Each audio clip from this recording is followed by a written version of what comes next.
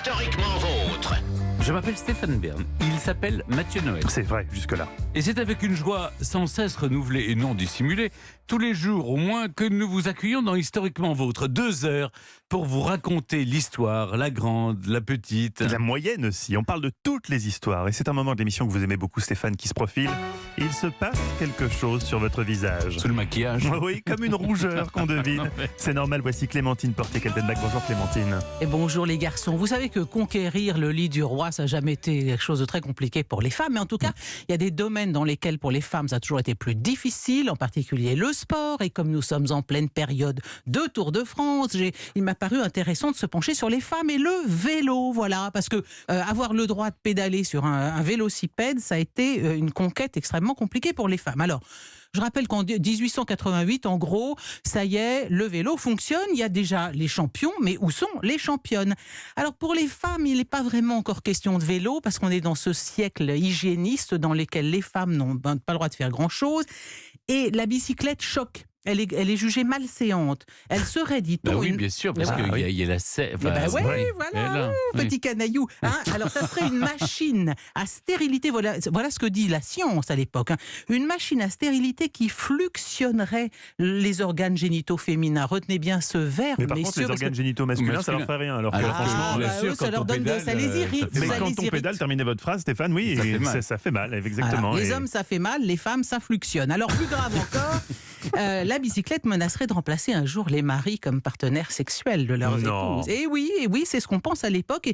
Et donc les médecins de la fin du siècle débattent indéfiniment pour savoir si l'action de pédaler ne conduirait pas ces dames à rechercher le plaisir sur leur nouvelle machine plutôt que dans le lit conjugal. Hein. Sans compter que pour faire de la bicyclette, les femmes mettent un bloomer. C'est en gros une culotte courte. Bon, ça arrive jusqu'au mollet, mais enfin, c'est une tenue qui offense gravement la pudeur. Donc le vélo, c'est pas demain la veille, surtout quand les femmes les plus émancipées prennent position contre lui. Alors là, vraiment, j'ai été très déçu par Sarah. Non. La grande Sarah Bernard, femme libérée s'il en fut, exprima publiquement sa réticence contre le vélo. La bicyclette, dit-elle, est en train de transformer nos mœurs plus profondément qu'on ne semble en général s'en douter. Toutes ces jeunes femmes, toutes ces jeunes filles qui s'en vont dévorant l'espace, renoncent pour une part notable à la vie intérieure, à la vie de famille.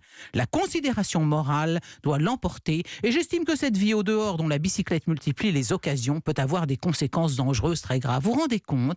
C'est Sarah Bernard. Mais oui, mais cela dit, il y a un phénomène qu'on peut rappeler, Clémentine, c'est que le fait d'avoir des vélos, ça a désenclavé les villages. C'est-à-dire qu'avant, on se mariait dans son village. Oui, et du fait qu'il y ait du vélo, on n'allait pas chercher un amant dans le village. Et maintenant, on se marie entre... on va dans le village d'à côté. Ouais, oui, Stéphane, mais enfin, Sarah Bernard, elle a quand même couché avec la terre entière. Elle a fait un enfant en presse de ligne. Tout le monde l'a lutinée. Elle s'est prostituée dans sa jeunesse. Et elle explique que les dames... Non, vous ne pouvez pas dire ça de Sarah Bernard. Je peux le dire. Non seulement je peux le dire, mais je le dis. Bon, alors moi, je trouve que Sarah Bernard, dans un numéro de moi, la liberté, c'est bon, mais madame, vous n'allez pas faire du vélo pour quitter le domicile conjugal. Je dis, Sarah, sur ce coup, m'a beaucoup déçu. Alors, comme dans la plupart des sports, sont donc les femmes du monde, en fait, et les aristocrates qui, elles, s'en fichent complètement de passer pour un peu des excentriques, qui vont donner l'exemple et afficher leur passion pour ce partenaire technologique de la femme nouvelle. La reine Marguerite de Savoie, grande mordue de vélo, mais aussi et surtout, évidemment, vous la connaissez bien, Stéphane, une souveraine, toute jeune fille cette fois, la reine Wilhelmine des Pays-Bas. Elle a 10 ans lors de son accession au trône en 1890 et elle circule sans complexe sur un vélocipède dont on sait combien elle deviendra populaire en Hollande. Elle est accueillie en France en 18...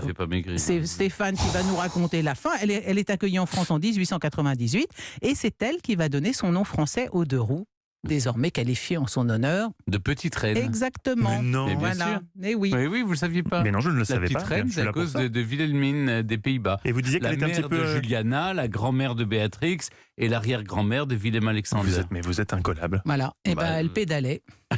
Oui.